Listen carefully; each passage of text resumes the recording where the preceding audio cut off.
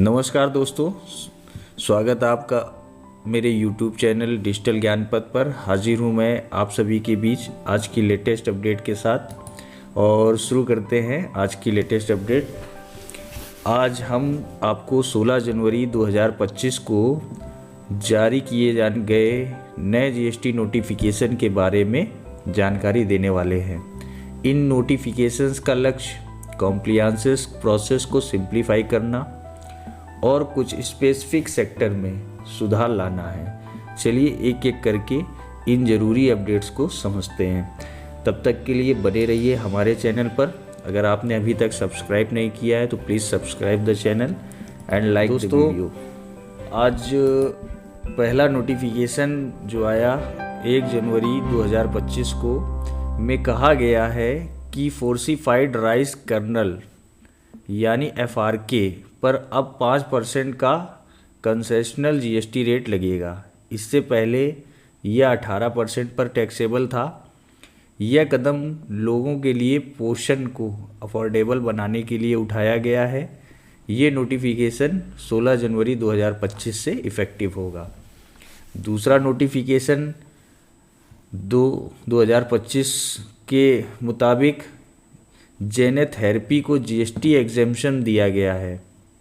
Notification के entry number 105A के तहत यह थेरेपी अब एग्जेम्प्ट है। सरकार का ये कदम एडवांस मेडिकल ट्रीटमेंट्स को सपोर्ट करने के लिए है। ये भी 16 जनवरी 2025 से ही लागू होगा। दोस्तों आगे हम बढ़ते हैं अगले नोटिफिकेशन के लिए। जो नोटिफिकेशन हमारा 4/04/2025 के तहत पुराने और इस्तेमाल किए गए गाड़ियों की बिक्री पर जीएसटी रेट 12% से बढ़ाकर 18% कर दिया गया है। अब जो पुरानी गाड़ियां पहले खरीदते बेचते थे उसमें हमें 12% जीएसटी रेट देना पड़ता था, जिसे अब बढ़ाकर 18% कर दिया गया है। टैक्स कैलकुलेशन मार्जिन के आधार पर की जाएगी।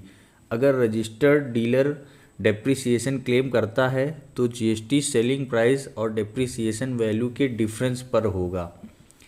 यानी अगर कोई डीलर डेप्रिसिएशन क्लेम करता है तो जो जीएसटी होगा वो उसके सेलिंग प्राइस और डेप्रिसिएशन प्राइस जो भी होगा उसके डिफरेंस का पेड करना पड़ेगा उसे जीएसटी।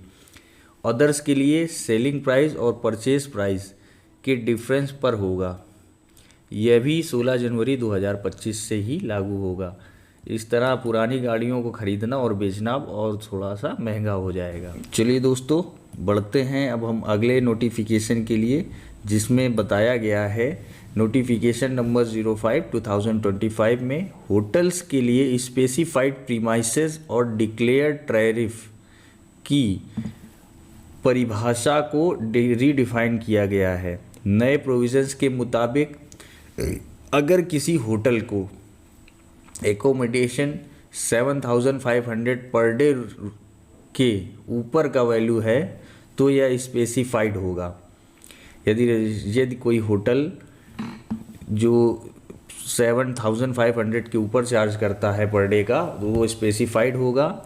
यदि रजिस्टर्ड पर्सन को 1 जनवरी 2025 से 31 मार्च 2025 तक एनेक्सर 7 फाइल करना होगा अगर प्रीमाइसेस को स्पेसिफाइड कैटेगरी में डालना है तो।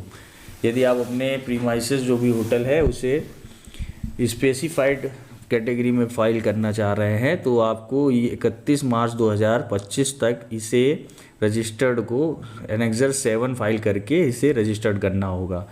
नए रेजिडेंट्स को रजिस्ट्रेशन के 15 दिन के अंदर एनेक्सर 8 फाइल करना होगा। ये नोटिफिकेशन 1 अप्रैल 2025 से लागू होगा। जो नए रजिस्टर्ड पर्सन होंगे उनको 15 दिन के अंदर एनेक्सर 8 फाइल करना होगा, ये बताया गया है। इस तरह से अब होटलों पर भी नकेल कसी जा रही है। दोस्तों इसी के साथ हम बढ़ते हैं अपने आगे की अपडेट के लिए, जो है RCM reverse charge mechanism host से रिलेटेड।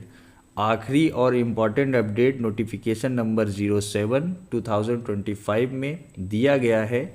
इसमें रिवर्स चार्ज मैकेनिज्म के प्रोविजंस अमेंड किए गए हैं। स्पॉन्सरशिप सर्विसेज जो अब किसी नॉन बॉडी कॉरपोरेट के द्वारा दी जाती है उन पे आरसीएम लगेगा। बॉडी कॉरपोरेट सर्विसेज अब फॉरवर्ड चार्ज के तहत रहेंगी।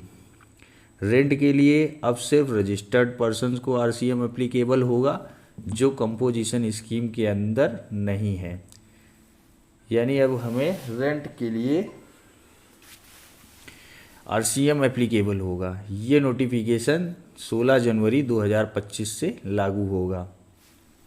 इसी तरह की तमाम अपडेट आती रहती हैं और बने रहिए हमारे चैनल पर और एक बार लाइक और सब्सक्राइब ज़रूर कीजिए। तो दोस्तों ये था आज का हमारा जीएसटी का लेटेस्ट अपडेट और इसी के साथ हाजिर होंगे नए एपिसोड में नए अपडेट्स के साथ। तब तक बने रहिए हमारे चैनल पर, ऐसे देखते रहिए और हमारे चैनल को लाइक सब्सक्राइब ज़रूर कीजिए क्योंकि वीडियो बनाने में मेहनत लगती है और आपका एक लाइक हमें वीडियो बनाने के लिए प्रोत्साहित करता है। धन्यवाद।